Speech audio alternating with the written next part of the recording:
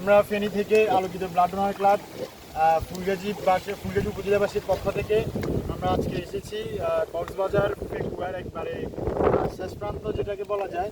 আমরা এখানে ফুলগাজীবাসীর যে উপহার, সেই উপহারটুকু ফেকুয়াবাসীর মাঝে পৌঁছে দেওয়ার জন্য, তাদের আমানতটুকু সঠিকভাবে ফেকুয়াবাসীর মাঝে পৌঁছে দেওয়ার জন্য আমাদের এই আজকের গন্তব্যে পৌঁছা।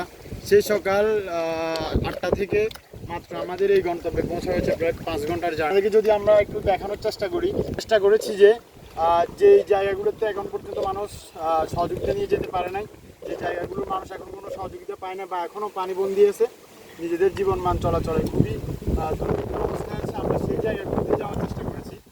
আমরা গতকাল থেকে খোঁজখবর নিয়ে স্থানীয় যে বাসিন্দা আছে এবং আমাদের টিম মেম্বাররা আছে তাদের সাথে যোগাযোগ করে আমরা আপাতত এই স্থানটার খোঁজ পেয়েছি।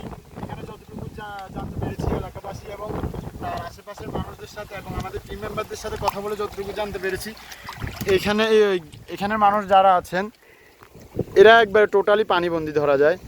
এখানে আপনার মোটামুটি প্রায় 1 থেকে 150 ফ্যামিলি হবে, যতটুকু এই আমার চোখ যতদূর যাচ্ছে। আপনারা যতটুকু ছোট ছোট বিন্দু বিন্দু দেখছেন, আসলে এগুলো কিন্তু মানুষের ঘর এবং থাকার জায়গা। মূলত এই জায়গাগুলোতেই মানুষ নিজেদের জেলা সদর কিংবা বাজারে নিজেদের দৈনন্দিন জীবনমান উন্নয়নের জন্য যেই খরচ প্রয়োজন সেগুলোর জন্য যায়। এখন এই সাপোজ আমি যে বাড়িটার সামনে আছি, এই বাড়িটার মানুষ যেতে হলে এখান দিয়ে একটা হাঁটার ছোট্ট সরু পথ আছে, এই পথ দিয়ে তাদের যেতে হয়। যে পথটাতে এখন মোটামুটি আমরা আসতে যা দেখলাম বুক পরিমাণ পানি। তো আমরা সর্বোচ্চ চেষ্টা করি সবসময় আপনাদের আমানতটুকু সঠিক জায়গায় পৌঁছে দেওয়ার জন্য।